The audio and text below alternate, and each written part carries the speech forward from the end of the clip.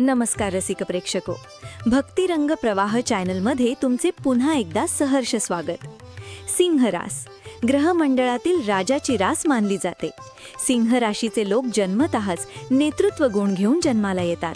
तेज, आत्मविश्वास आणि करारीपणा हा तुमच्या स्वभावाचा स्थायी भाव आहे. आज आपण पाहणार आहोत की एप्रिल 2026 हा महिना तुमच्यासाठी नेमकी कोणती दारे उघडणार आहे. या महिन्यात ग्रहांची स्थिती अत्यंत रंजक आहे. तुमचा राशीस्वामी सूर्य स्वतःच्या उच्च राशीत जाणार आहे, जो एक मोठा राजयोग मानला जातो. हा महिना तुमच्या करिअरमध्ये, वैयक्तिक आयुष्यात आणि आरोग्यात काय बदल घडवून आणेल याचे सविस्तर विश्लेषण आपण या व्हिडिओमध्ये करणार आहोत. हा व्हिडिओ शेवटपर्यंत पहा, कारण शेवटी मी तुम्हाला काही अशा उपाययोजना सांगणार आहे ज्याने तुमच्या आयुष्यातील अडथळे दूर होतील. ग्रहमान आणि राशीस्वामीची स्थिती.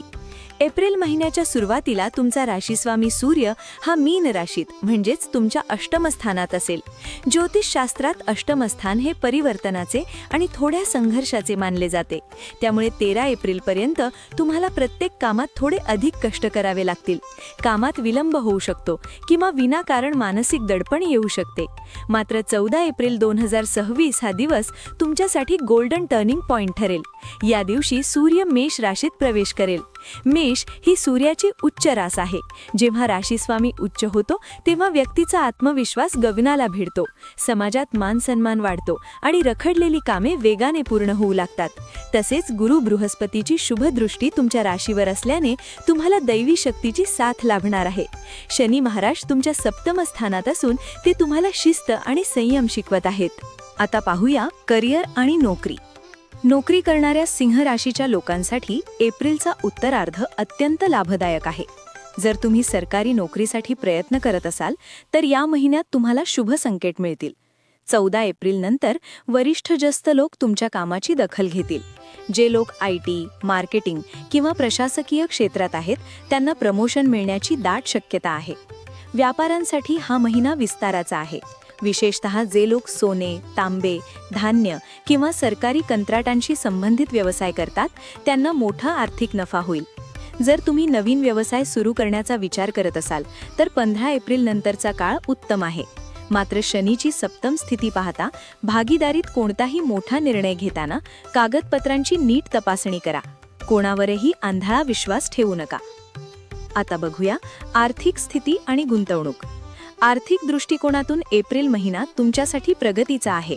शेअर बाजारामध्ये गुंतवणूक करणाऱ्यांनी फार्मा किंवा एनर्जी सेक्टरवर लक्ष केंद्रित करावे. महिन्याच्या मध्यात अचानक धनलाभाचे योग आहेत. जुने दिलेले कर्ज परत मिळू शकते. मात्र राहूची स्थिती पाहता अनावश्यक खर्चावर नियंत्रण ठेवणे गरजेचे आहे. घरातील सजावट किंवा चैनीच्या वस्तूंवर मोठा खर्च होण्याची शक्यता आहे. बचत हीच कमाई हे सूत्र या महिन्यात लक्षात ठेवा. जमीन किंवा मालमत्तेचे व्यवहार करताना कुटुंबातील मोठ्या व्यक्तींचा सल्ला नक्की घ्या. कौटुंबिक आणि प्रेमसंबंध. कौटुंबिक जीवनात या महिन्यात संमिश्र फळे मिळतील. सुरुवातीला भावा बहिणींची थोडे खटके उडू शकतात, परंतु सूर्याच्या राशी परिवर्तनानंतर घरात आनंदाचे वातावरण निर्माण होईल. आई वडिलांच्या आरोग्यात सुधारणा होईल. विवाहित लोकांसाठी हा काळ जोडीदाराला समजून घेण्याचा आहे. सप्तम शनीमुळे जोडीदाराच्या स्वभावात थोडे रागीटपणा येऊ शकतो. अशा वेळी तुम्ही शांत राहणे हिताचे ठरेल. जे तरुण लग्नाचे इच्छुक आहेत त्यांच्यासाठी गुरुची कृपा असल्याने सोयरिकीचे प्रस्ताव येतील. प्रेम संबंधांमध्ये पारदर्शकता ठेवा. जर तुम्ही कोणाला मागणी घालणार असाल तर एप्रिलचा 3रा आठवडा त्यासाठी सर्वोत्तम आहे. आता पाहू शिक्षण आणि आरोग्य. विद्यार्थ्यांसाठी हा महिना कष्टाचा आहे.